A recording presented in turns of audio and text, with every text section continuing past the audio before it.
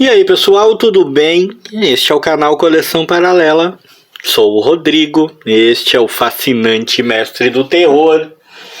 E nesse nosso encontro de hoje a gente vai falar de uma das minhas edições da coleção de Almanac Disney. Vocês viram aí vídeos de aquisição da coleção e tal. Tem 2 vídeos no canal de quando eu comecei a colecionar e um outro de quando me chegou mais algumas edições. No momento em que eu tô fazendo esse vídeo eu não fiz nenhuma nova aquisição ainda, mas eu decidi começar a ler, né, as edições que eu tenho do Almanac Disney. Eu tenho bastante coisa da Disney para ler ultimamente e eu decidi dar uma atenção para os almanacs. Mas qual foi a ideia que eu tive? Não vou ficar lendo pela ordem, até porque na maioria das vezes as revistas, né, do Almanac Disney, as edições do Almanac Disney não tem aquela coisa cronológica, não tem o continua assim, né? A maioria das histórias tem começo, meio e fim, né? Você leu a 87, pulou a edição 88 e leu a 89.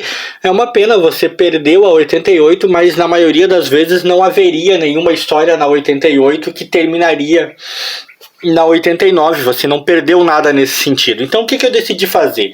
Eu decidi começar por separar algumas edições do Almanac Disney que eu tenho com alguma história que eu considerei muito peculiar e fiquei muito curioso para ler.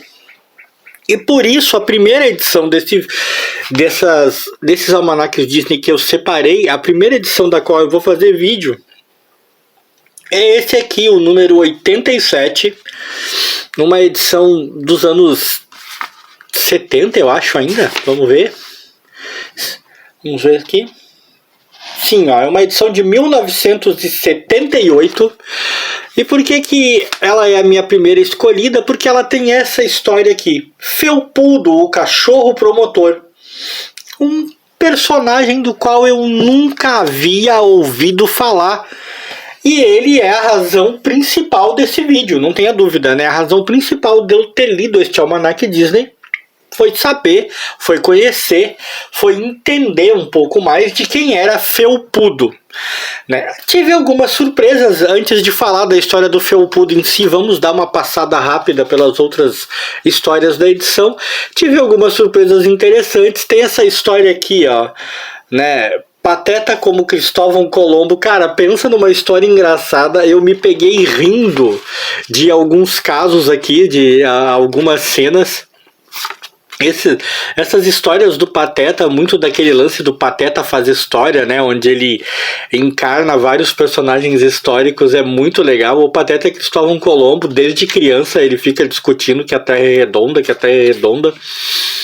embora ele não tenha grandes argumentos para afirmar que é. E ele tem 2 sonhos: provar que a Terra é redonda e ser marinheiro. E para poder realizar os 2, vai acontecendo 1000 coisas. Ele envolve o Mickey, né, nessas tramóias todas, né? É um perde-ganha, é uma busca incansável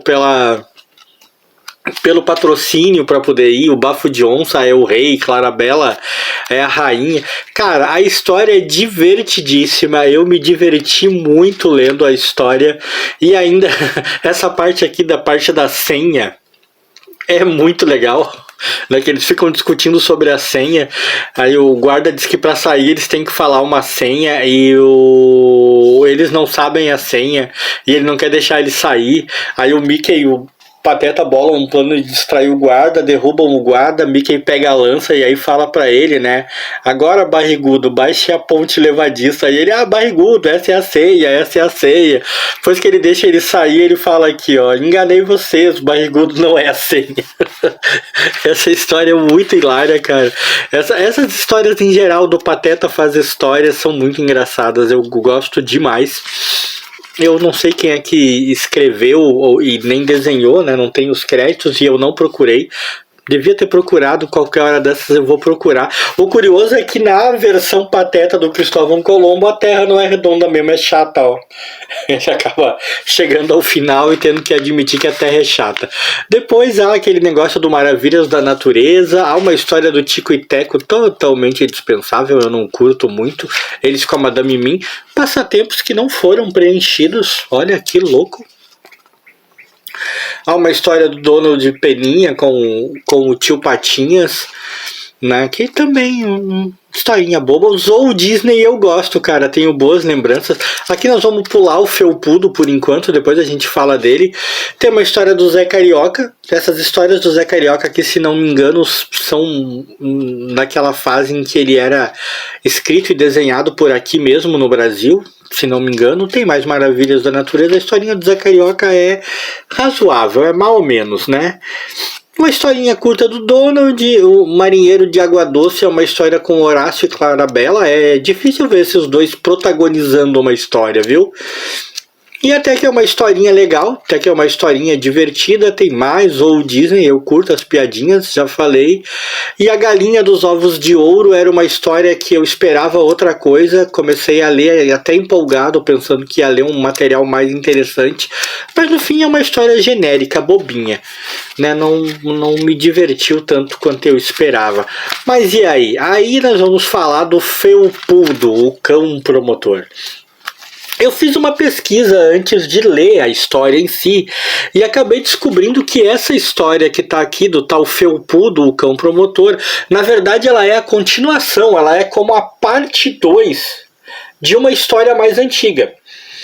Houve um outro filme no qual o protagonista dessa história, né, isso aqui é uma quadrinização de um filme, Felpudo, o cão promotor, é um filme. Mas houve um outro filme antes desse, no qual o protagonista dessa história, ele era menino e ele virava cachorro. Né, ele virava cachorro.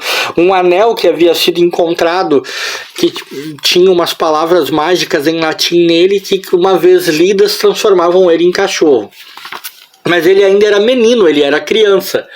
E aí, e esse filme parece ter feito bastante sucesso nos Estados Unidos, filme da Disney e tal, embora eu nunca tenha ouvido falar. E aí, anos mais tarde, ele já adulto, ele é advogado, resolve concorrer para promotor público, porque o promotor público da cidade, o promotor público da cidade ali é um cara bem corrupto e tal, né? E só que neste meio tempo acaba acontecendo um problema sério. O tal anel acaba sendo roubado do museu onde ele estava, é um anel muito antigo, e a pessoa que o rouba vende para outra pessoa que acaba lendo as palavras em latim. E por incrível que pareça, mesmo anos mais tarde, o anel não perdeu o poder sobre ele e ele começa a virar um grande cachorro felpudo bem no momento em que ele está em campanha. Que tá o anel, ó. O anel do escaravelho, ó.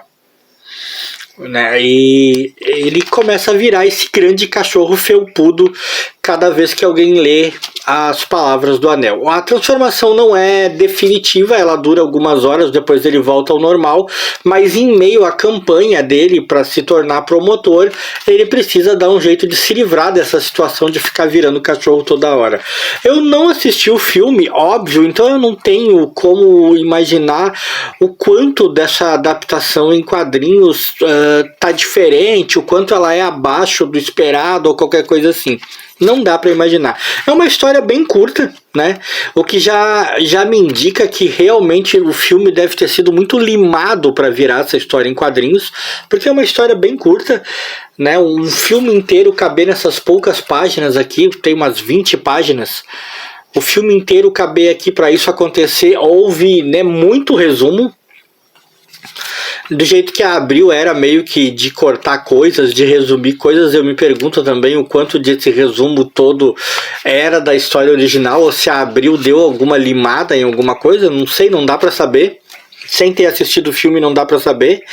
Mas se você for julgar o filme pelo que você lê aqui, era um filme bem bobo, uma comédia bem infantil mesmo. Bom, um cara que vira cachorro, né? É o que parece ser. É um filme dos anos 70, dos anos 60, se não me engano. Não, é um filme dos anos 60 por aí, que também fez sucesso, tá? Acabou, pelo que eu li na pesquisa que eu fiz, acabou fazendo bastante sucesso essa continuação, essa parte 2 aí, o Felpudo, o Cachorro Promotor. E aí, tempos mais tarde, a Abril acabou publicando sua quadrinização nesse número do Almanac Disney. Eu me pergunto se quando a Abril publicou a quadrinização aqui, alguém no Brasil conhecia esse personagem, alguém no Brasil tinha alguma ideia de quem era Felpudo, se o filme passou por aqui, os 2 filmes, ou pelo menos um deles passou, né? Para maior compreensão das pessoas, teria que ter passado no mínimo o filme no qual a quadrinização saiu, né? O Cão Promotor. O primeiro filme, eu não estou conseguindo lembrar o título exatamente agora, o primeiro filme talvez pudesse ser dispensável para que as pessoas entendessem melhor. Eu mesmo, se não tivesse feito a pesquisa para dar uma olhada no que se tratava, eu jamais saberia que isso se baseou num filme. A única pista que a Abril dá de que pode ser baseada num filme é aqui no começo mesmo, quando aparece aqui, né, o Donald, o Pateta, o Mickey e o Pluto com rolos de filme na mão. Aí fica, né, parecendo pra gente que se trata de um filme. Mas fora isso, não há grandes indicações, né? E se o filme não passou por aqui, cara, esse material deve ter deixado muita gente tão intrigada quanto eu. Essa pesquisa eu não fiz, tá? De saber se o filme chegou a passar no Brasil ou não, eu não fiz. Eu só quis descobrir do que se tratava, né? Para poder comentar com vocês. Mas é esse tipo de coisa que faz a delícia dessa publicação do Almanac Disney. É o tipo de coisa que eu adoro, né? Essas histórias que parecem tão fora de contexto no meio do Almanac Disney, no meio de um monte de histórias com Donald, Tio Patinhas e por aí vai, Tico e Teco, Pateta, Mickey. Você tem uma história de um cara que vira cachorro enquanto concorre a um cargo público. E você fica pensando, ué, o que aconteceu aqui? Né? Esse é o tipo de história que me agrada muito. É o tipo de aleatoriedade do Almanac Disney que me agrada. E os outros que eu tenho separado tem também algumas histórias nesse nível que no seu devido tempo nós vamos falar por aqui.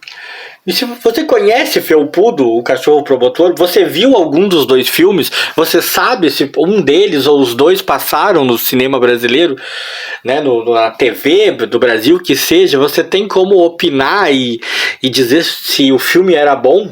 Leu o quadrinho para saber se a quadrinização fazia jus a isso?